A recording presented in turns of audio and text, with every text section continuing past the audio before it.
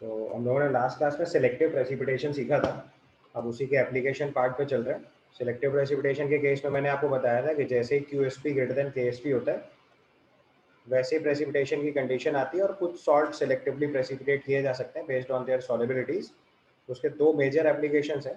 एक तो pure sodium chloride को एक्सट्रैक्ट करने के लिए प्रोसेस फॉलो करते हैं। आप एप्लीकेशन लिखिए। पहले एप्लीकेशन में देखो लिखना है to obtain pure NaCl a crude salt is dissolved in minimum amount of water and filter to resolve to remove insoluble impurities. तो सोडियम क्लोराइड अगर प्योर फॉर्म में चाहिए तो पहले उसको मिनिमम अमाउंट ऑफ वाटर में डिसॉल्व करके filter कर दिया तो इनसॉल्युबल इम्प्योरिटीज हटी। उसके बाद उस सोल्यूशन को हम लोग सैचुरेट करते हैं HCl के साथ। तो जैसे ही आप सैचुरेट करेंगे HCl के साथ तो सोल्यूशन में क्लोराइड आयन कंसंट्रेशन बढ़ रही है। तो सोडियम क्लोराइड के लिए QSP की वैल्यू KSP से ज़्यादा हो जाएगी because you have enhanced chloride concentration. तो sodium chloride form pure sodium chloride जो है वो प्रेसिपिटेट करेगा सिलेक्टिवली। अब ऐसा क्यों होता है ये बात समझनी है। तो pure sodium chloride is precipitate out selectively as क्योंकि उसमें जो कॉमन इम्प्योरिटीज है वो कैल्शियम क्लोराइड और मैग्नीशियम क्लोराइड की होती है जिनकी सॉल्युबिलिटी सोडियम क्लोराइड के रिस्पेक्ट में ज़्यादा है। As calcium chloride and magnesium chloride present as impurities are more soluble than NaCl remains in the solution. तो सिलेक्टिव प्रेसिपिटेशन के थ्रू हम प्योर सोडियम क्लोराइड प्रेसिपिटेट करा लेते हैं जबकि कैल्शियम क्लोराइड और मैग्नीशियम क्लोराइड के केस में सॉल्युबिलिटी ज़्यादा होने की वजह से वो उसी सोल्यूशन के अंदर रह जाता है, वो फाइनली प्रेसिपिटेट नहीं कर पाता है। ये प्योर सोडियम क्लोराइड अचीव करने का तरीका है। ठीक है, दिस इज वन एप्लीकेशन। दूसरा मेजर एप्लीकेशन जो है वो हमारे प्रैक्टिकल्स का पार्ट है। हम लोग लैब में जब क्वालिटेटिव एनालिसिस के अंदर बेसिक रेडिकल्स को टेस्ट करते हैं तो वहाँ पे भी ये टेक्निक अप्लाई करी जाती है। तो क्वालिटेटिव एनालिसिस के अंदर हम लोग अपने बेसिक रेडिकल्स को 6 डिफरेंट ग्रुप्स में क्लासीफाई करते हैं। क्वालिटेटिव एनालिसिस का मतलब वो प्रैक्टिकल टेक्निक जिससे हम कैटाइंस को आइडेंटिफाई करते हैं, कैटाइंस या एनाइंस को आइडेंटिफाई करते हैं अपनी लेबोरेटरी में। तो ये बेसिकली जो सिलेक्टिव प्रेसिपिटेशन है इसका एप्लीकेशन बेसिक रेडिकल्स के लिए होता है। So in qualitative analysis, basic radicals are arranged in 6 different groups based on their increasing solubility and precipitated selectively one by one using different group reagents. Like मैंने आपको बताया कि जैसे देखो हमारे पास ये 6 ग्रुप हैं जिसमें lead, mercurous, silver first group में, लेड, मर्क्यूरी, क्यूप्रिक, बिस्मथ और कैडमियम सेकेंड A ग्रुप में, सेकेंड B में आर्सेनिक, एंटीमनी और टिन, थर्ड ग्रुप में iron, chromium, aluminium, fourth group में nickel, cobalt, zinc, manganese, fifth group में barium, strontium and calcium and six group में magnesium. ऐसे हमने इनको 6 डिफरेंट ग्रुप्स में अरेंज करा बेस्ड ऑन देयर सॉल्युबिलिटी। मतलब अगर आपने सॉल्ट सॉल्यूशन लिया और उसमें सबसे पहले डाइल्यूट HCl डाला तो उससे ग्रुप 1 प्रेसिपिटेट होगा। इस टाइम पे group 2, group 3, group 4, group 5, group 6 अगर प्रेजेंट है भी तो प्रेसिपिटेट नहीं करेगा। That is why it is selective precipitation, जिससे हम आइडेंटिफाई कर पाएंगे कि ग्रुप 1 है या नहीं है।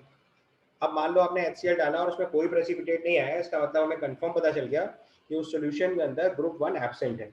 आपको कोई भी एक सॉल्ट सोल्यूशन दिया गया है और उसमें बोला गया आइडेंटिफाई करो इनमें से कौन कौन से कैटायन प्रेजेंट हैं। तो what will do, will go step by step. सबसे पहले हमने उस सॉल्ट सोल्यूशन में डाइल्यूट HCl डाल के देखा, अगर व्हाइट प्रेसिपिटेट आ गया मतलब ग्रुप 1 प्रेजेंट है। अब ये सिलेक्टिव प्रेसिपिटेशन का एप्लीकेशन है कि केवल ग्रुप 1 प्रेसिपिटेट होगा क्योंकि क्लोराइड्स केवल लेड, मर्क्यूरस और सिल्वर के प्रेसिपिटेट होते हैं। मतलब इनके सॉल्युबिलिटी प्रोडक्ट्स ऐसे अरेंज्ड हैं कि group 2, group 3, group 4, group 5, group 6 के क्लोराइड्स प्रेसिपिटेट नहीं होते हैं, केवल ग्रुप 1 प्रेसिपिटेट होगा। अगर ग्रुप 1 प्रेजेंट ही नहीं है तो प्रेसिपिटेट नहीं होगा, तो हमें पता चल गया ग्रुप 1 एब्सेंट है। Then we go for group 2। Group 2 के केस में देखो H2S और HCl ऐड करा तो आपको देखो मैंने बताया था कि यहाँ पे HCl की वजह से कौन सा इफेक्ट लग रहा है, कॉमन आयन इफेक्ट।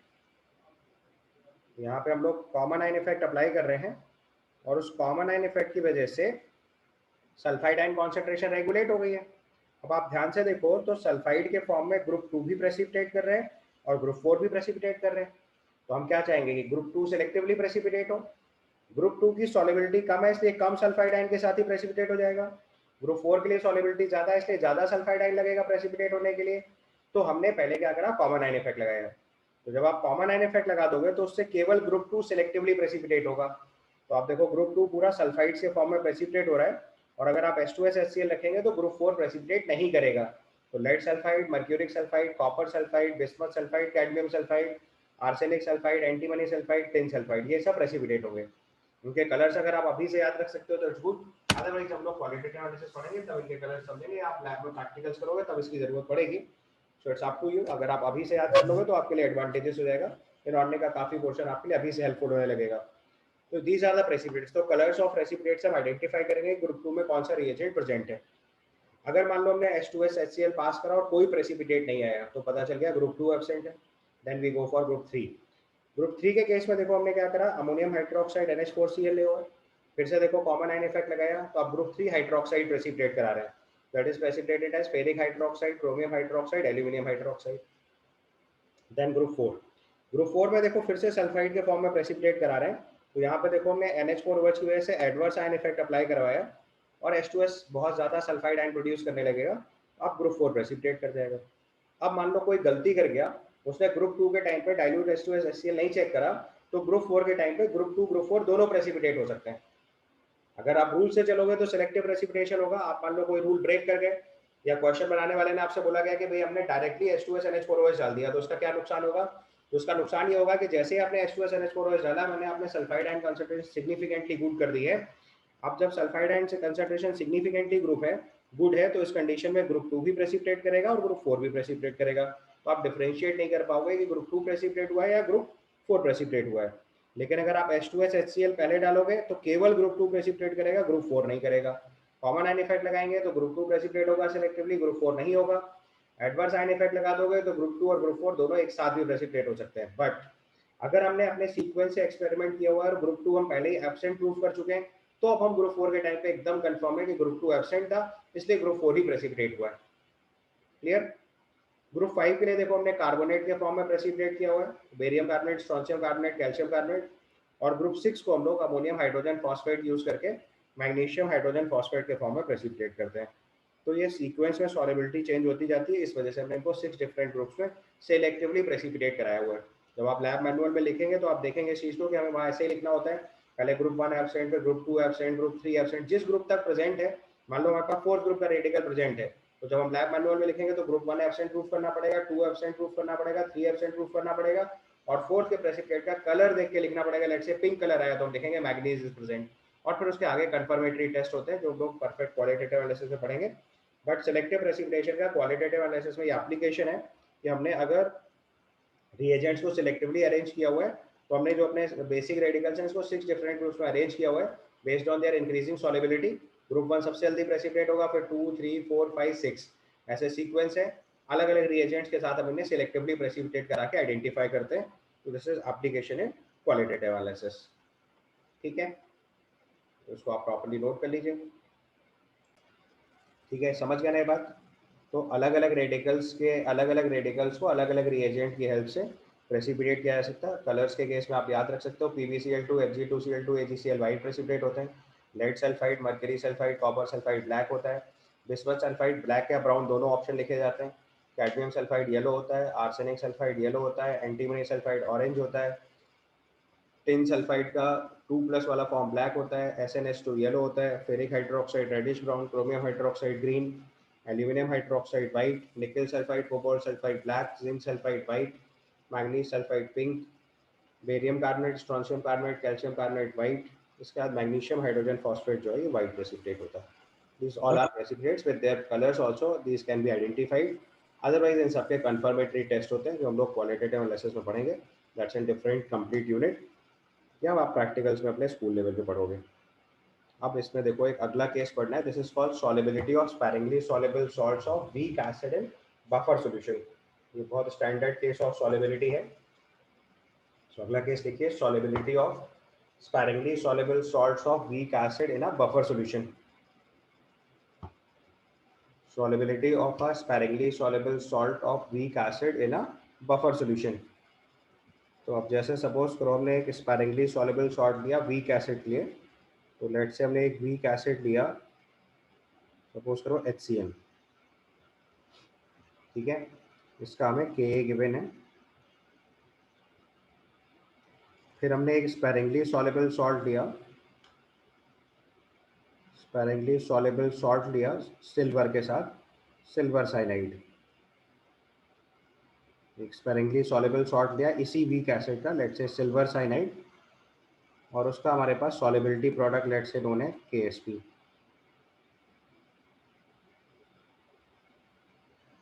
ठीक है, अब हम इस AgCN को डिसॉल्व करा रहे हैं एक बफर सॉल्यूशन में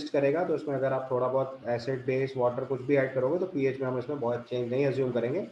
सो विल अज्यूम कि H plus concentration through out the dissolution process constant रहने वाली है। ठीक है, अब इसको क्वेश्चन को सॉल्व करने का स्टैंडर्ड पैटर्न है वो आपको सिखा रहा हूँ। तो सबसे पहले हमारे पास जो स्पेरिगली सॉल्युबल सॉल्ट है AgCN, ये वाटर में डिजोल्व हुआ Ag प्लस एक्वस और Cn माइनस एक्वस के फॉर्म में। तो ये हमारा सॉल्युबिलिटी इक्विलिब्रियम है जिसका इक्विलिब्रियम कांस्टेंट Ksp है। ठीक है, but at the same time जो Cn माइनस है वो आयन है, तो यहीं पे आयनिक इक्विलिब्रियम का भी काम साथ में स्टार्ट हो सकता है। तो अब जो Cn माइनस है इसकी वाटर में हाइड्रोलिसिस हुई और हाइड्रोलिसिस होने के बाद इसने बनाया HCN और OH माइनस, इसका equilibrium constant Ka1 sorry Kw/Ka1 hydrolysis है ना ये। तो इसका इक्विलिब्रियम कांस्टेंट लिखेंगे तो KH लिखो या तो सीधे सीधे, और आपको पता है वीक एसिड वीक एसिड का जो कॉन्जुगेट बेस होता है अगर उसकी हाइड्रोलिसिस लिखते हैं तो उसका इक्विलिब्रियम कांस्टेंट क्या लिखते हैं, Kw/Ka ऑफ HCN, या इसको simply Kb of Cn minus भी लिख सकते हैं, वो दोनों बातें सेम है। आपको हाइड्रोलिसिस में कहीं चीज सिखा रखी है। तो Cn माइनस की अगर हाइड्रोलिसिस होगी तो it will form HCN and OH minus. ठीक है, तो अब देखो अगर वैसे डील कर रहे हैं तो हमारे पास देखो सबसे पहले Ag प्लस की सॉलिबिलिटी है। तो लेट से यहाँ पे S1 डिजोल्व हुआ और यहाँ पे S1 डिजोल्व हुआ। ओके, S1 डिजोल्व हुआ और ये S1 डिजोल्व हुआ। सबसे पहले ये चीज़ देखिए ध्यान से कि हमारे पास जो Cn माइनस है उसकी हाइड्रोलिसिस हो रही है, तो Cn माइनस वाटर से रिएक्ट करके HCN और OH माइनस फॉर्म करेगा। ठीक है, अब हमने सॉलिबिलिटी एज्यूम करी S1। तो एक प्रोसेस ये है। अब लेकिन साथ में देखो ध्यान से कि हमने एक बफर सॉल्यूशन ले रखा है जिसका पीएच आपको x गिवन है, यानी कि सॉल्यूशन कैसा है हमारे पास, एसिडिक। अगर सॉल्यूशन एसिडिक है तो इसका मतलब H प्लस आयन जो प्रेजेंट है वो OH माइनस से रिएक्ट करके वाटर बनाना शुरू कर देंगे। तो इसका मतलब हम इसी स्टेप में Cn माइनस की हाइड्रोलिसिस की बजाय सीधे सीधे ये बोल सकते हैं कि H प्लस से रिएक्ट करके HCN बनाएगा। उसी रिएक्शन में अगर हम यहाँ पे H प्लस ऐड कर दें तो अल्टीमेटली क्या बनाएगा, HCN। अगर इसको HCN लिखेंगे तो इसका इक्विलिब्रियम कांस्टेंट जो है वो HCN के एसिड डिसोसिएशन कांस्टेंट का उल्टा लिखा हुआ है, तो 1/Ka हो गया। अब आप जानते हो वीक एसिड का एसिड डिसोसिएशन कांस्टेंट बहुत कम होता है, तो 1/Ka वैल्यू क्या होगी, लार्ज वैल्यू होगी। नॉर्मली वीक एसिड के Ka कैसे होते हैं, 10⁻⁵, 10⁻⁶, 10⁻⁷। तो 1/10⁻⁶ करेंगे तो Ka वैल्यू बहुत हाई हो गई। इसका मतलब ये इक्विलिब्रियम कंप्लीट फॉरवर्ड चला जाएगा। तो ये कॉन्सेंट्रेशन अगर हमारे पास यहाँ पे S1 आया और ये 10⁻⁻x है, तो बफर सॉल्यूशन का H प्लस तो चेंज होगा नहीं, Cn माइनस ऑलमोस्ट पूरा कंज्यूम हो जाएगा। तो मैंने आपको तरीका बताया था कि किसी अब ये इक्विलिब्रियम कंप्लीट फॉरवर्ड शिफ्ट होगा। केमिकल इक्विलिब्रियम के टाइम पे सिखाया था अगर किसी इक्विलिब्रियम का इक्विलिब्रियम कांस्टेंट बहुत ज़्यादा होता है तो इक्विलिब्रियम पूरा कंप्लीट फॉरवर्ड चला जाता है और उसमें जो लिमिटिंग वैल्यू होती है वो जीरो टेंड कर जाती है, लेकिन हम उसे जीरो नहीं लिखते, तो इसको एक नई वैल्यू लिख लिया y। पीएच में कोई चेंज नहीं होगा क्योंकि बफर सोल्यूशन है। HCN कितना बनेगा, S1, पूरा का पूरा डिसोशिएट का पूरा Cn माइनस कंज्यूम हो जाएगा। राइट, यहाँ तक क्लियर। अब Cn माइनस की जो कंसेंट्रेशन है वो अब S1 तो बची नहीं है, तो जब नीचे वाले सोल्यूशन में y बची है तो यहाँ पे भी ये वैल्यू कितनी बचेगी, y। ये समझ में आया क्यों चेंज करा y, क्योंकि Cn माइनस जैसे ही अगले वाले रिएक्शन में कंज्यूम हुआ तो Cn माइनस की एक्चुअल कंसेंट्रेशन कितनी बची, y। अब यहाँ से आपको सॉलिबिलिटी निकालना है, तो मतलब हमारे पास देखो दो इक्वेशंस बने, S1 इंटू वाई की वैल्यू Ksp के इक्वल है, और दूसरा वाला इक्विलिब्रियम लिखेंगे तो इसमें आएगा S1/y इंटू 10⁻⁻x। ये वैल्यू किसके इक्वल है, 1/Ka के। ठीक है, अब अगर हम इन दोनों इक्वेशंस को मल्टीप्लाई कर दें तो y कट जाएगा क्योंकि हमें y चाहिए ही नहीं। y चाहिए होगा तो फिर दोबारा पुट कर देंगे इक्वेशन में। तो अगर दोनों इक्वेशन को आप मल्टीप्लाई कर दो तो y कैंसिल हो जाएगा, तो हमारा इक्वेशन आ जाएगा s1 square upon 10 to the power minus x is equal to KSP upon k। ठीक है। तो अब अगर हम यहाँ से सॉलिबिलिटी रिपोर्ट करें S1 की वैल्यू आ जाएगी under root of, solubility S1 बन गई हमारे पास under root of KSP into 10 to the power minus x divided by K. ये आपकी किसी भी स्पैरिंगली सॉलेबल सॉल्ट, किसी भी वीक एसिड के स्पैरिंगली सॉलेबल सॉल्ट की बफर सॉल्यूशन में सॉलिबिलिटी के लिए फॉर्मूला आ गया। तो आप ये डायरेक्ट फॉर्मूला भी यूज़ कर सकते हो, या जैसे मैंने आपको कॉन्सेप्ट सिखाया वैसे भी कर सकते हो। तो फॉर्मूला लर्न करने की ज़रूरत नहीं है। अगर आपने प्रॉपर दोनों इक्वेशन ठीक से लिख लिए कि एक बार AgCN का डिसोसिएशन हुआ, CN माइनस ने H प्लस एक्सेप्ट करके HCN बनाया, बाद में हम इसकी प्रॉपर सॉलिबिलिटी कैलकुलेट कर सकते हैं। तो या तो फॉर्मूला याद रखना है या कॉन्सेप्ट याद रखना है, आप आसानी से सवाल कर ले जाओगे। ठीक है। अब आप एक क्वेश्चन लिखिए तो आपको ये कॉन्सेप्ट थोड़ा क्लियर होगा।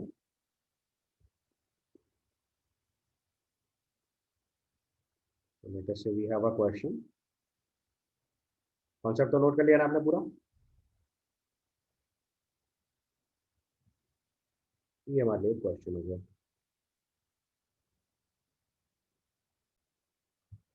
So the solubility of AgCN and buffer solution of pH3 is the question। आपको KSP गिवन है और AgCN गिवन है, तो अगर हम डायरेक्टली फॉर्मूला लगा दें तो सॉलिबिलिटी की वैल्यू आ जाएगी रूट ओवर, KSP है आपका 1 into 10 to the power minus 16, pH दिया है 3 तो H प्लस कंसेंट्रेशन हो जाएगा 10 to the power minus 3 divided by Ka value given है 4 into 10 to the power minus 10। इसको अगर सिंप्लीफाई करेंगे ये वैल्यू आ जाएगी 10/4 into 10 to the power minus 10 under root.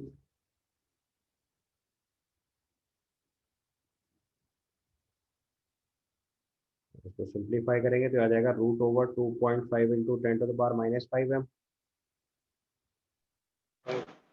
और 2.5 का रूट लिखेंगे तो 1.5 समथिंग बनेगा। रूट टू 1.4 होता है, तो 2.5 का रूट 1.4 से थोड़ा ज़्यादा आ जाएगा, तो उसका answer 1.58 into 10 power minus 5।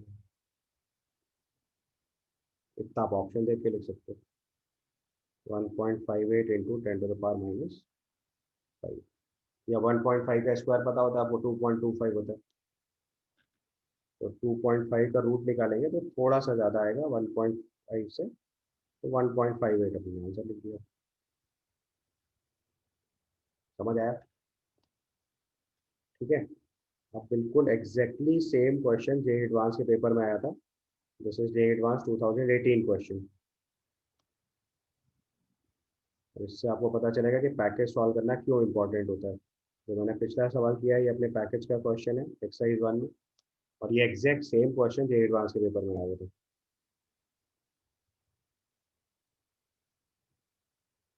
Same question फिर से देख लो। This is the question of J advance 2018।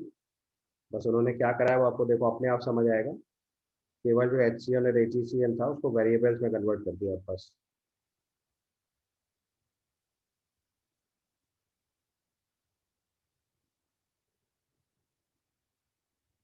करिए सॉल्व।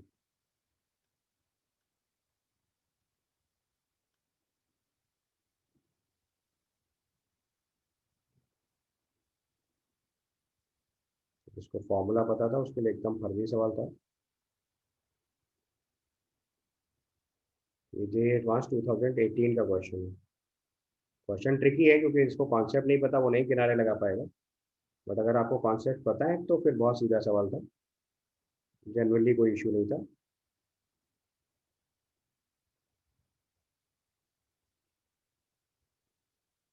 कर रहा हूँ solve.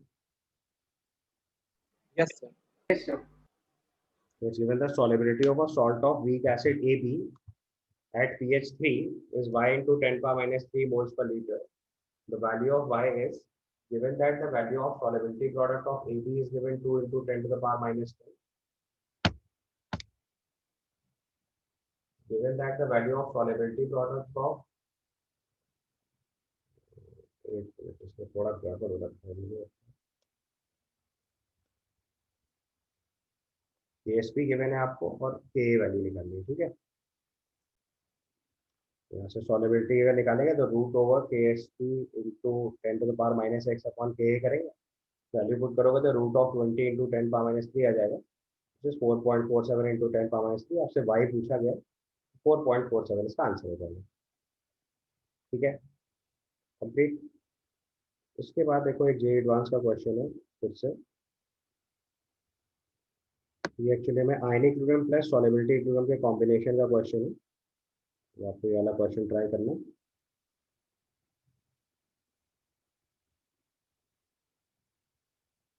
This is the question. So student, dilution process of different aqueous solutions with water are given in list 1. The effects of dilution on the solutions on H plus are given in the list 2. Degree of dissociation of weak acid and weak base are much negligible as compared to 1. And degree of hydrolysis is also given negligible as compared to 1. मतलब आपको alpha हर जगह negligible मान के चलना है। और H plus जो है वो concentration of H plus ion है, ठीक है। तो हमारे पास देखो 4 सॉल्यूशंस हैं, पहले उनको एक एक करके टैकल करना है। सबसे पहले सोल्यूशन में देखो गिवन है 10 ml of 0.1 m NaOH and 20 ml of 0.1 m acetic acid diluted to 60 ml। तो पहले देखो इनिशियल सोल्यूशन जो है उसमें एक एसिटिक एसिड सोल्यूशन और एक NaOH सोल्यूशन है, तो पहले दोनों की रिएक्शन लिख लो तो अच्छा रहेगा।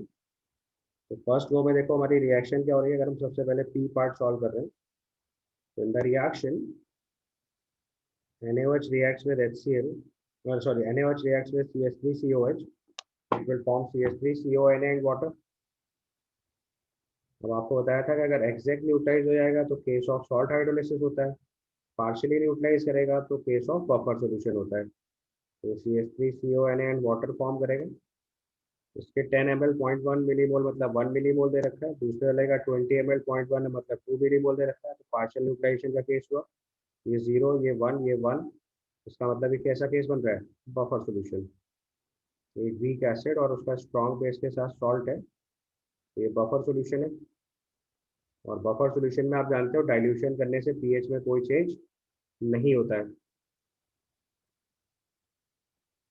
तो on dilution no change in pH for buffer solution.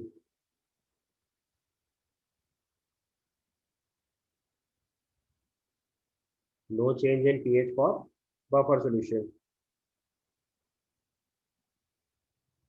तो देखो इसका ऑप्शन अपने आप समझ में आ जाना चाहिए, कहीं ना कहीं देखो लिखा होगा एक बार। The value of H plus does not change on dilution. तो ये आपका पहले वाले पार्ट का आंसर तो 1 हो गया। The value of H plus changes to half of its initial value of dilution, ये तो गलत हो गया। The value of H plus changes to 2 times of initial value of dilution, ये भी नहीं हो सकता। The H plus changes to 1 upon root 2 times of the initial value of dilution, ये भी नहीं है। Value of H plus changes to root 2 times of value of initial value of dilution, ये भी नहीं है। तो इसका आंसर 1 हो गया, क्योंकि आपको पता चल चुका है ये बफर सॉल्यूशन है, ठीक है। दूसरे पार्ट में देखो 20 ml of 0.1 m NaOH and 20 ml of 0.1 m acetic acid diluted to 80 ml। तो आप देखो ये एग्जैक्टली न्यूट्रलाइज हो रहा है, तो केस ऑफ सॉल्ट हाइड्रोलिसिस हो गया। अगर इसका क्यू पार्ट सॉल्व करते हैं तो फॉर क्यू पार्ट NaOH की रिएक्शन CH3COOH से हो रही है, अब की बार बन रहा है CH3COONA और वाटर। ध्यान से देखो उसने 20 ml 0.1 m NaOH में 20 ml 0.1 m एसिटिक एसिड मिलाया हुआ है, तो दोनों के 2-2 मिलीमोल हो गए हमारे पास, तो 2 millimoles of NaOH and 2 millimoles of acetic acid, दोनों कंप्लीटली न्यूट्रलाइज हो जाएंगे, तो फाइनली 2 मिलीमोल्स ऑफ सॉल्ट बनेगा। तो अगर हम CH3COONA की इनिशियल कॉन्सेंट्रेशन लिखेंगे, इनिशियल कॉन्सेंट्रेशन हो जाएगी 2 मिलीमोल्स, और टोटल वॉल्यूम कितना हो गया देखो 20 मिलीमोल NaOH में 20 मिलीमोल्स ऑफ एसिटिक एसिड मिलाया हुआ, इस 40 ml डिजोल्व किया हुआ, तो ये इनिशियल कॉन्सेंट्रेशन हो गई। और इसी में बाद में 80 ml वाटर ऐड कर दिया, तो CH3CONA की फाइनल कॉन्सेंट्रेशन जो हो जाएगी वो हो जाएगी, मिलीमोल्स तो 2 ही रहेंगे, 80 ml वाटर ऐड कर दिया तो बाई 120 हो गया, ठीक है। अब देखो ये केस किसका है, ये है सॉल्ट हाइड्रोलिसिस ऑफ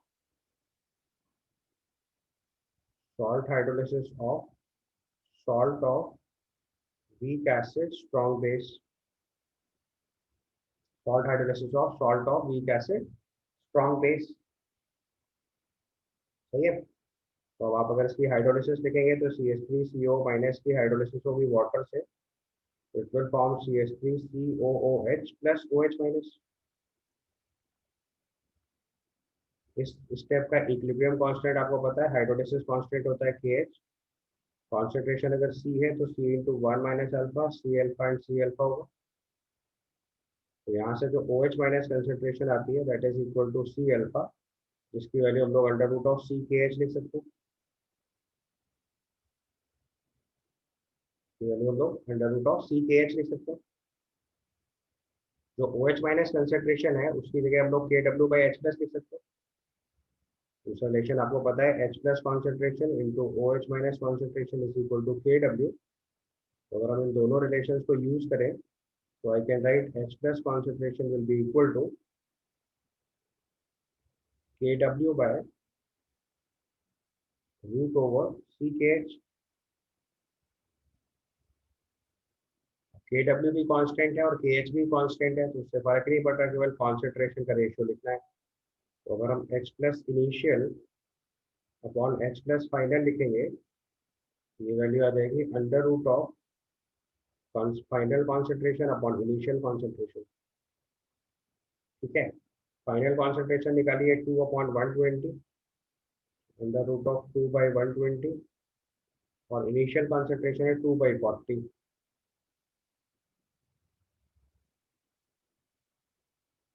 देखो थोड़ा फॉल्ट हो गया, एक्चुअली मैं क्वेश्चन थोड़ा ध्यान नहीं दिया मैंने। It's given diluted to 80 ml है, डाइल्यूटेड बाई 80 ml नहीं है, मतलब फाइनल वॉल्यूम ही 80 ml किया गया। तो डाइल्यूटेड टू 80 ml है, तो यानी कि 120 की जगह 80 ml वॉल्यूम लेना चाहिए था। अगर हमने उसमें 80 ml वाटर मिलाया होता तो फाइनल वॉल्यूम 120 ml हो जाता। तो in the question given diluted to 80 ml, तो फाइनल कॉन्सेंट्रेशन 2/80 होगा। ठीक है। तो फाइनल कॉन्सेंट्रेशन 2/80, इनिशियल कॉन्सेंट्रेशन 2/40। तो अगर इसको सिंप्लीफाई करेंगे तो ये 1/√2 आ जाएगी। तो अगर यहाँ से डिसाइड करेंगे कि जो फाइनल H प्लस कॉन्सेंट्रेशन है वो एक्चुअली में √2 times of initial H plus concentration होगी। और इसका ऑप्शन देख लीजिए, तो final concentration of H plus जो है वो √2 टाइम्स ऑफ इनिशियल वैल्यू हो गई, मतलब Q का आंसर 5 हो जाएगा। Answer for Q will be 5। The value of H plus changes to √2 times of initial value on dilution. 1/√2 हुआ नहीं है, H plus 2 times of initial value भी नहीं हुआ, हाफ भी नहीं हुआ, उसका आंसर Q का आंसर 5 हो जाएगा। अब ऐसे ही जरा आप R और S ऑप्शन और चेक करिए जरूर। ओके, तो स्टार पार्ट सॉल्व करेंगे तो 20 ml 0.1 m HCl, 20 ml 0.1 m ammonia solution है और उसको डाइल्यूटेड टू 80 ml किया गया है। HCl और अमोनिया के रिएक्शन से NH4Cl और वाटर बनेगा। तो देखिए इस पार्ट को भी, HCl और NH4OH की रिएक्शन से NH4Cl और वाटर बन रहा है। HCl reacts with NH4OH forms NH4Cl and water। 2 mole HCl है, 2 मिलीमोल NH4OH है, कंप्लीटली न्यूट्रलाइज होंगे, 2 मिलीमोल NH4Cl बनेगा। 20 ml HCl और 20 ml NH4OH ऐड करा, टोटल वॉल्यूम 40 हुआ, तो इनिशियल कॉन्सेंट्रेशन 2/40, फाइनल कॉन्सेंट्रेशन 2/80। आप सॉल्ट हाइड्रोलिसिस फॉलो कर रहे हैं किसकी, salt of strong acid weak base. तो हाइड्रोलिसिस होगी NH4 प्लस आयन की, NH4OH और H प्लस बनेगा। Initial concentration C into one minus alpha, C alpha and C alpha, hydrolysis constant KH। तो H प्लस कंसेंट्रेशन लिखेंगे तो आ जाएगा C alpha which is under root of CK। फिर से H plus initial by H plus final करेंगे तो under root of C initial bye C final आ जाएगा, क्योंकि KH तो कांस्टेंट है वो कट जाएगा। Initial concentration 2/40, final concentration 2/80, solve किया तो √2 आ गया। तो H plus final is 1/√2 times H plus initial, यानी फाइनल कॉन्सेंट्रेशन इनिशियल कॉन्सेंट्रेशन का 1/√2 टाइम हो जाएगा। तो इसका मतलब R का आंसर हो जाएगा 4। ठीक है। इसका लास्ट पार्ट देखेंगे, it's given 10 ml saturated solution of nickel hydroxide is in equilibrium with excess solid of nickel hydroxide is diluted to 20 ml solid nickel hydroxide is still present। तो आपको पता है फिर से सैचुरेटेड सॉल्यूशन बन जाएगा। तो सैचुरेटेड सॉल्यूशन पहले भी था और सैचुरेटेड सॉल्यूशन बाद में भी है, तो इसका मतलब H प्लस कंसेंट्रेशन में कोई भी चेंज नहीं होगा डाइल्यूशन से, तो इसका आंसर भी 1 आ जाएगा। ये समझ में आया आपको? Nickel hydroxide sparingly soluble salt है। स्पैरिंगली सॉल्युबल सॉल्ट के लिए अगर आप इक्विलिब्रियम रिपोर्ट करोगे, तो अगर हम एस पार्ट सॉल्व कर रहे हैं लेटेस्ट से, तो एस पार्ट में देखो निकेल हाइड्रोक्साइड सॉलिड फॉर्म है आपके पास, और ये डिजोल्व होकर निकेल 2+ और 2OH माइनस एक्वस बना रहा है लेटेस्ट से। तो अगर सैचुरेटेड सोल्यूशन है, for saturated solution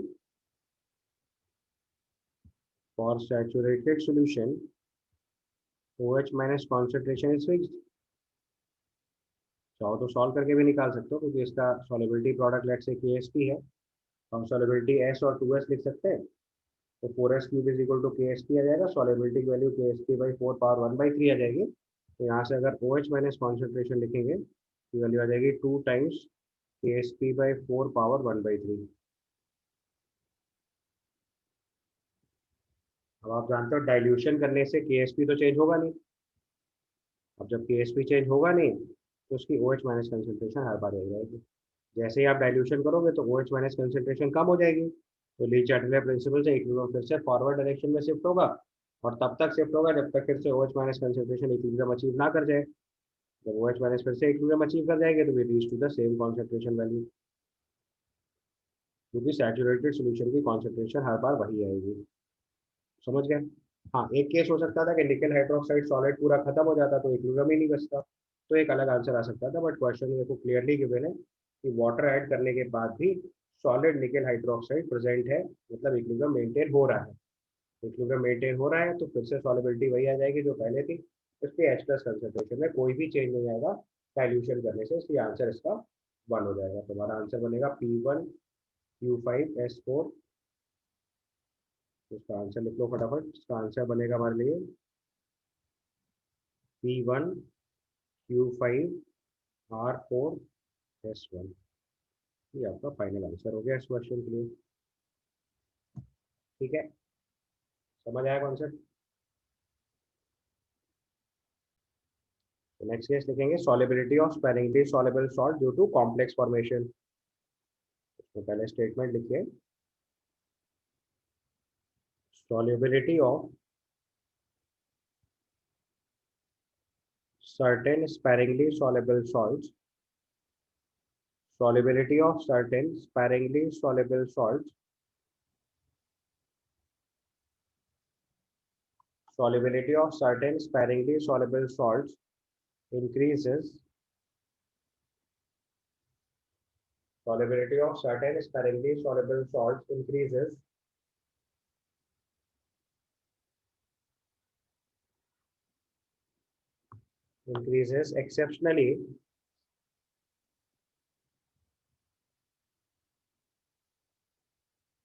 increases exceptionally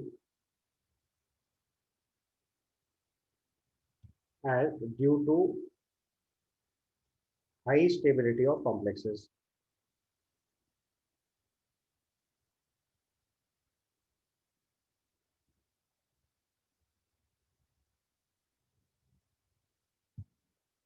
Solubility of certain sparingly soluble salts increases exceptionally due to high stability of complexes. तो कुछ कॉम्प्लेक्स, कुछ सब्सटेंसेस की सॉलिबिलिटी बढ़ जाती है पानी में अगर वो कॉम्प्लेक्स फॉर्म कर लेते हैं। जैसे अगर इसका एग्जांपल लिखना है, like AgCl is soluble in aqueous ammonia solution। तो जैसे अगर हमसे AgCl की सॉलिबिलिटी पूछी जाएगी तो वाटर में बहुत कम होगी, लेकिन एक्वस अमोनिया सोल्यूशन में बहुत ज्यादा होगी। तो AgCl is soluble in aqueous ammonia solution due to complex formation, of AgNH3 whole twice Cl। यहाँ पे ये कॉम्प्लेक्स बनता है।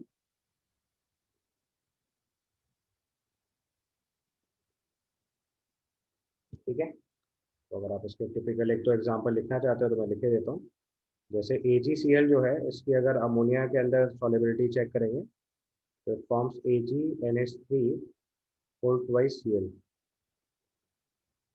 ये कॉम्प्लेक्स बन जाता है, जिस वजह से बहुत ज़्यादा सॉल्युबल हो जाता है।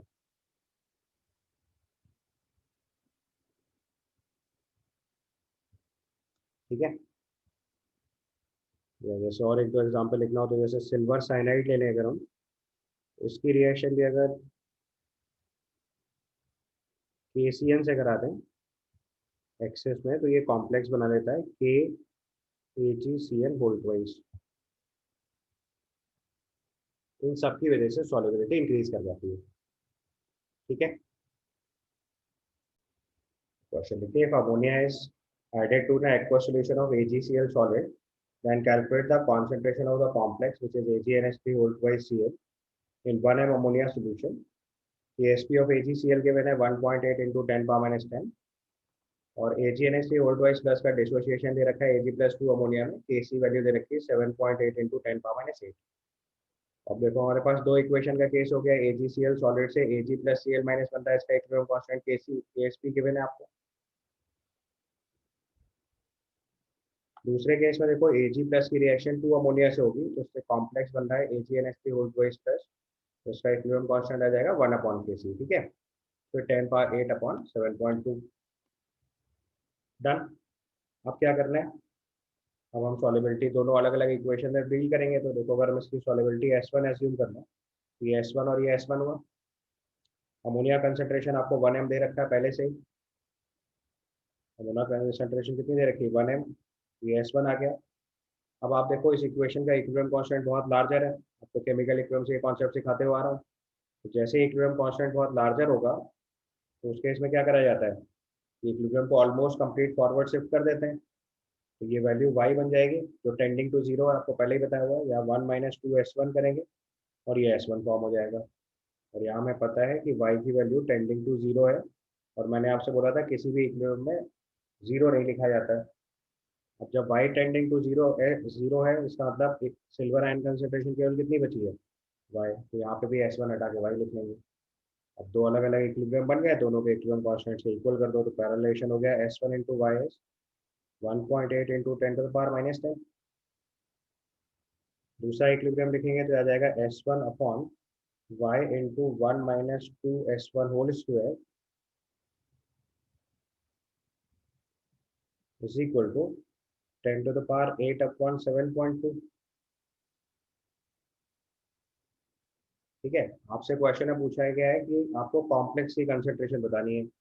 आपका क्वेश्चन है concentration of complex AgNH3 volt wise plus Cl, इसकी कॉन्सेंट्रेशन रिपोर्ट करनी है। इसका मतलब है S1 फाइंड आउट करना है। तो दोनों इक्वेशंस को मल्टीप्लाई कर दो, दोनों इक्वेशंस को मल्टीप्लाई करेंगे तो y कट जाएगा। तो अगर दोनों इक्वेशंस को आप मल्टीप्लाई कर दोगे तो हमारी इक्वेशन आ जाएगी S1² / 1 - 2s1 whole square is equal to, और ये वैल्यू बन जाएगी 1/4 इंटू 10⁻⁻²। इसके बाद रूट अप्लाई कर दो तो ये आ जाएगा S1/1 - 2s1 is equal to 0.1/2। यहाँ से सॉल्व करके आप S1 की एग्जैक्ट वैल्यू निकाल दीजिए। ठीक है, बताइए सॉल्व करके कितना आ रहा है। यहाँ से S1 सॉल्व होकर 0.046 m आ जाएगा, तो पता चल जाएगा कि आपकी जो कॉन्सेंट्रेशन ऑफ कॉम्प्लेक्स है वो 0.046 m हो गया। ठीक है। अब आप यहाँ से ध्यान से देखो तो y की वैल्यू भी चेक कर सकते हो आप। y की वैल्यू अगर आप चेक करोगे तो देखो ऑफ द ऑर्डर 10⁻⁻10 है, 1.8 डिवाइडेड बाई 0.046 करेंगे तो बहुत छोटी वैल्यू आएगी। इसका मतलब y टेंडिंग टू जीरो जो हमने अजम्पशन लिया था वो सही है। नॉर्मली हमें ये चीज़ चेक कर लेनी चाहिए। तो ये आपका फाइनल आंसर हो गया S1 इज इक्वल टू 0.046। ठीक है। चलो इसके बाद नेक्स्ट कॉन्सेप्ट इंट्रोड्यूस करेंगे, this is called theory of indicators. तो जो इंडिकेटर्स होते हैं वो एक्चुअली में वो सब्सटेंसेस होते हैं जो किसी भी टाइट्रेशन का एंड पॉइंट बताते हैं कलर चेंज करके।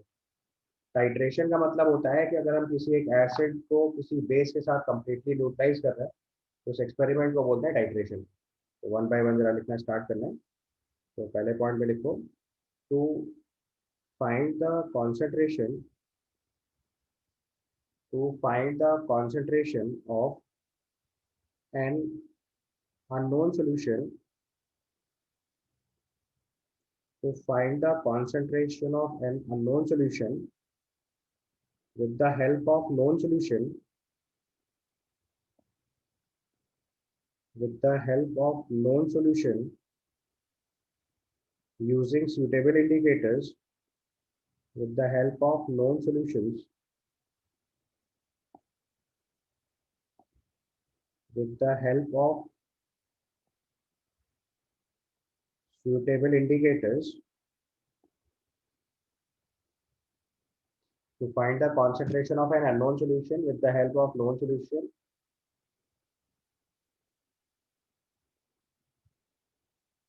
with the help of known solution using suitable indicators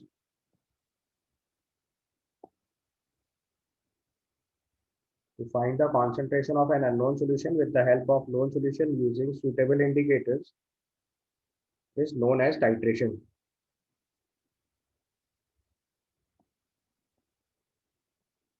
Is known as titration. तो टाइट्रेशन हमारा वो एक्सपेरिमेंटल प्रोसीजर होता है जिससे किसी सॉल्यूशन की जिसकी कॉन्सेंट्रेशन आपको नहीं पता है उसकी कॉन्सेंट्रेशन को हम किसी एक ऐसे सॉल्यूशन की हेल्प से कॉन्सेंट्रेशन निकालते हैं जिसकी कॉन्सेंट्रेशन पता है। तो इस प्रोसेस में हम लोग इंडिकेटर्स यूज करते हैं और इंडिकेटर्स अपना कलर चेंज करके हमको ये बताते हैं कि अननोन सॉल्यूशन ने अननोन सॉल्यूशन को कम्प्लीटली न्यूट्रलाइज कर दिया है। जिस पॉइंट पे ऐसा होता है उसको बोलते हैं एंड पॉइंट। तो अगले पॉइंट पे लिख लो इंडिकेटर्स। नेक्स्ट पॉइंट पे लिखे indicators indicates about the indicators indicates about the indicates about the end of the titration. Indicator indicates about the end of the titration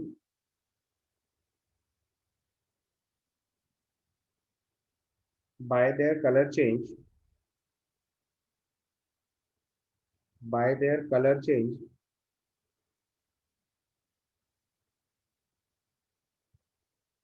indicators indicates about the end of the titration by their color change at the end point. And point का मतलब जहाँ पे non solution ने non solution को exactly neutralise कर दिया है। समझ गए?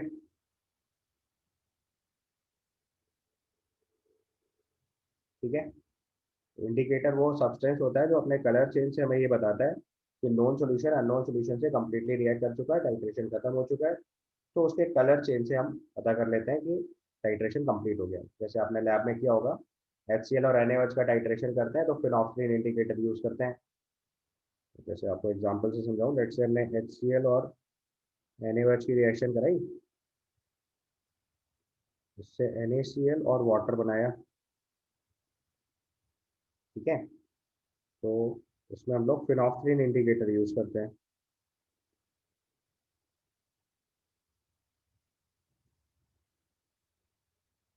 तो जो फिनोल्फ्थालीन इंडिकेटर होता है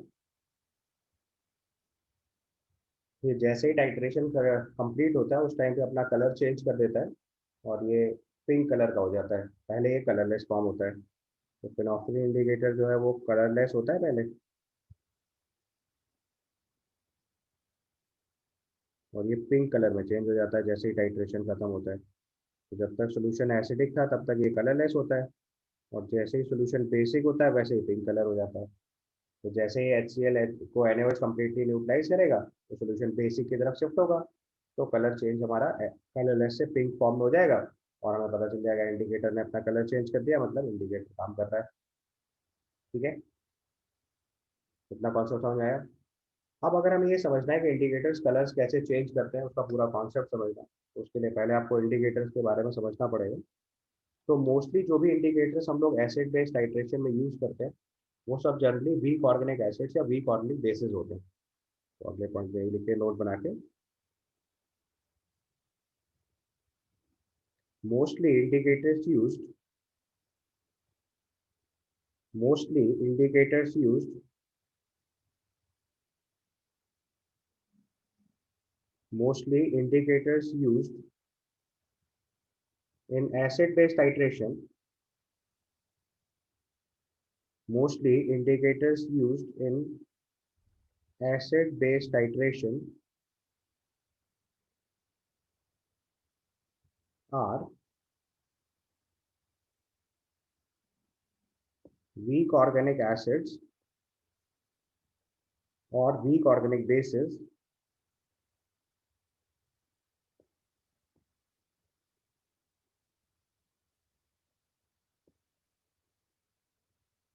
mostly indicators used in acid-base titrations are weak organic acids or weak organic bases which have different color, which have different color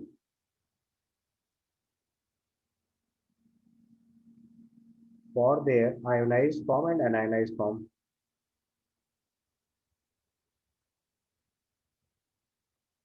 For their ionized form and unionized form.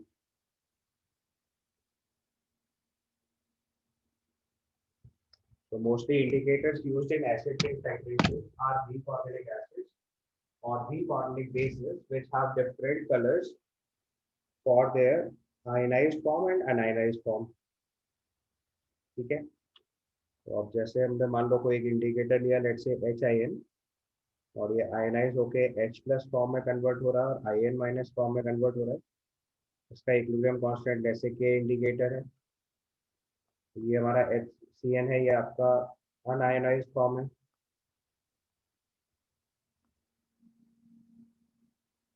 और IN माइनस जो है ये आपका ionise form है। ठीक है, एक unionised form है, एक आयोनाइज फॉर्म है। इसके लिए लेट से कलर वन है, अब कलर वन कलरलेस भी हो सकता है, इसके लिए कलर टू है। तो होता है क्या है कि किसी भी टाइट्रेशन में इंडिकेटर जो है वो अपनी आयनाइज फॉर्म से अनआयनाइज फॉर्म में और अनआयनाइज फॉर्म से आयनाइज फॉर्म में कन्वर्ट हो जाता है। इसकी वजह से आपको कलर चेंज नोटिस में आता है। ठीक है, लेकिन अब यहाँ पे एक ह्यूमन आई सेंसिटिविटी का भी कॉन्सेप्ट है। बेसिकली जब आयोनाइज फॉर्म और अनआयनाइज फॉर्म में रेशियो 10:1 या 1:10 होता है, तभी हम कलर चेंज नोटिस कर पाते हैं। ठीक है, अगर HIN का कंसंट्रेशन IN माइनस का 10 टाइम्स होगा तो HIN, या उससे ज़्यादा होगा तो HIN की कंसंट्रेशन रिपोर्ट करेंगे, और IN माइनस की कंसंट्रेशन HIN से 10 टाइम्स ज़्यादा होगी, 10 टाइम्स या उससे ज़्यादा होगी, तो IN माइनस का कलर रिपोर्ट करेंगे। तो हमारी ह्यूमन आई सेंसिटिविटी क्या है कि अगर हमारे पास कोई दो कलर्स हैं, तो जब तक एक कलर का रेशियो 10 टाइम्स से ऊपर नहीं जाता, तब तक हम कलर्स में डिफ्रेंशिएट नहीं कर पाते। तो टाइट्रेशन में अगर आपको डिफरेंट कलर रिपोर्ट करना है, तो कम से कम जो कंसंट्रेशन है वो 10 टाइम्स का चेंज होना चाहिए। ठीक है, इससे हम लोग एक टर्म डिफाइन करते हैं which is known as range of the indicator. ठीक है, तो ये पॉइंट अगले स्टेप में लिखिए, right down. To notice a colour change, to notice a colour change,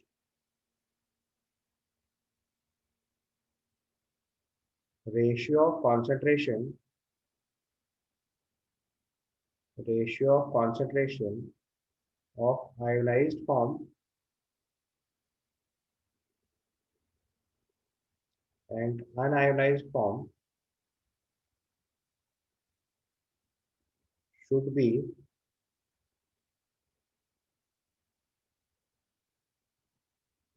more than 10 times.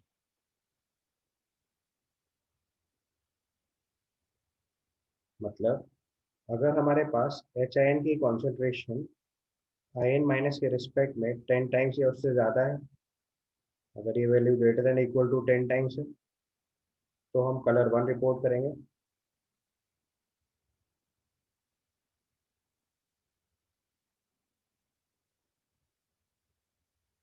और अगर इसका उल्टा होगा, IN minus concentration HIN concentration से 10 टाइम्स ज़्यादा होगी, तो हम कलर टू रिपोर्ट करेंगे।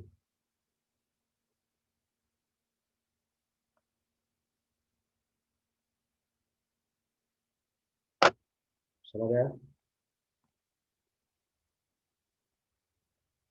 जिस आयन की कॉन्सेंट्रेशन 10 टाइम्स से ज़्यादा होगी, हम उसी का कलर रिपोर्ट कर पाएंगे। अगर ये रेशियो उससे कम होता है, तो उस बीच में कलर ऐसा होगा जिसको हम डिफ्रेंशिएट नहीं कर पाएंगे कि कौन सा कलर है। तो हमारी ह्यूमन आई सेंसिटिविटी है कि जब तक दो कलर्स के बीच में लगभग लगभग 10 टाइम्स का डिफरेंस नहीं होता तब तक हम कलर चेंज रिपोर्ट नहीं कर पाते। So to notice a color change, ratio of concentration of ionized form and anionized form should be more than 10 times। तो आपको कोई भी कलर अगर रिपोर्ट करना है तो कम से कम 10 गुने का डिफरेंस होना चाहिए, तब आप कलर रिपोर्ट कर पाएंगे। ठीक है, इज दैट क्लियर?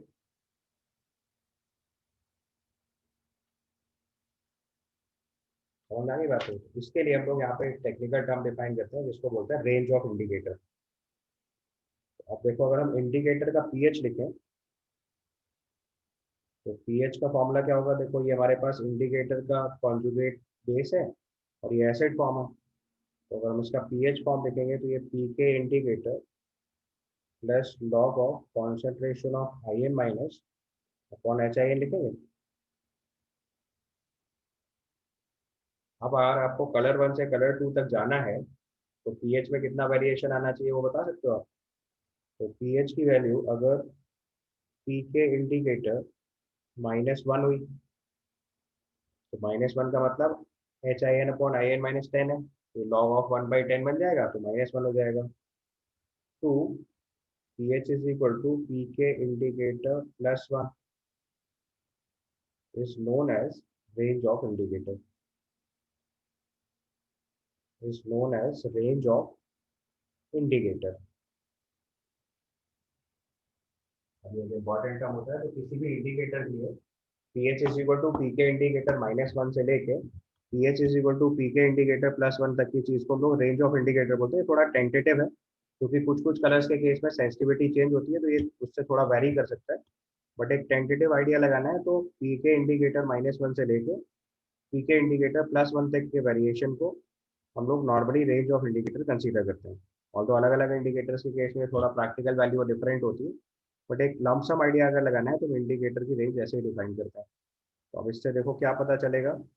इससे पता ये चलेगा कि पी के इंडिकेटर -1 से लेके पी के इंडिकेटर +1 तक आप कोई भी कलर डिटेक्ट नहीं कर पाओगे, क्योंकि इसके बीच में जो रेशियो होगा वो 10 टाइम से कम रहेगा हमेशा। ये आपकी रेंज ऑफ इंडिकेटर हुई। इसके बाद अगर हम कोई कलर डिटेक्ट करेंगे तो वो कलर 2 होगा, क्योंकि पी के इंडिकेटर +1 होने का मतलब I N minus upon H I N 10 से ज़्यादा वैल्यू होगी, तभी पी के इंडिकेटर +1 से ज़्यादा पी एच आएगा। तो यहाँ पे हम लोग कलर 2 डिटेक्ट करेंगे। और अगर पी के इंडिकेटर -1 से पीछे होंगे हम लोग पीएच में तो यहाँ पे कलर 1 डिटेक्ट करेंगे। समझ आई बात? तो कलर 1 से स्टार्ट करके कलर 2 तक जो वेरिएशन आएगा वो पीएच में कैसे आएगा? पी के इंडिकेटर -1 से लेके पी के इंडिकेटर +1 तक। तो जो पी के इंडिकेटर -1 से लेके पी के इंडिकेटर +1 तक का ब्रैकेट होता है उसको हम लोग बोलते हैं रेंज ऑफ इंडिकेटर।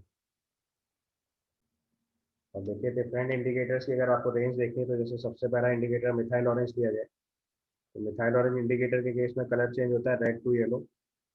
फिनोक्सिन के केस में कलरलेस टू पिंक। रेंज आप देख सकते हो 8.3 से 10। मिथाइल रेड के लिए पिंक से yellow 4.2 to 6.2। Bromocresol green yellow to blue 3.8 to 4.6। Bromocresol purple yellow to purple 5 to 6.8। Bromothymol blue अगर देखेंगे तो ऑरेंज टू ब्लू। ठीक है ना? या थाइमोल फिनेथीन देखेंगे तो इसका कलर चेंज टू ब्लू। लेकिन दो कम से कम याद रखने हैं आपको, मिथाइल ऑरेंज एंड फिनोक्सिन, क्योंकि ये सबसे कॉमन इंडिकेटर्स है जो अपने लैब में यूज़ करते हैं। इन पे ज़्यादातर केस में क्वेश्चंस बनते हैं। बाकी केस में तो अगर कोई सवाल आएगा तो आपको इन्फॉर्मेशन दी जाएगी कि इंडिकेटर का कलर कैसे चेंज हो रहा है। बट बेसिक लॉजिक याद रखना है कि किसी भी इंडिकेटर की जो रेंज होती है वो नॉर्मली पी के इंडिकेटर से पी के इंडिकेटर +1 तक होती है। ऑल्दो मैंने अभी आपको इन्फॉर्म करा कि कलर के बेसिस पे या कलर सेंसिटिविटी के बेसिस पे ये थोड़ा थोड़ा चेंज हो सकता है। बट एक टेंटेटिव आइडिया लगाने के लिए पी के इंडिकेटर -1 से लेके पी के इंडिकेटर +1 तक का जो चेंज होता है दैट रिपोर्ट्स योर कलर। ठीक है, क्लियर टू एवरीवन? तो नोट कर लीजिए, ये टेबल आपके पैकेज में दी है, आप चाहो तो वहाँ से रेफर कर लेना। ठीक है, नेक्स्ट क्लास में हम इसके आगे कंटिन्यू करेंगे कि कैसे पीएच वेरिएशन क्या आता है इंडिकेटर्स में, या कैसे पीएच चेंजेस होते हैं तो उसके क्वेश्चन सॉल्व करेंगे, या कलर चेंजेस वाले केस डील करेंगे। प्लस अलग अलग टाइट्रेशन के लिए इंडिकेटर कैसे सिलेक्ट करते हैं, ये प्रोसेस भी हम लोग नेक्स्ट क्लास में सीखेंगे। ठीक है, will stop here. Thank you.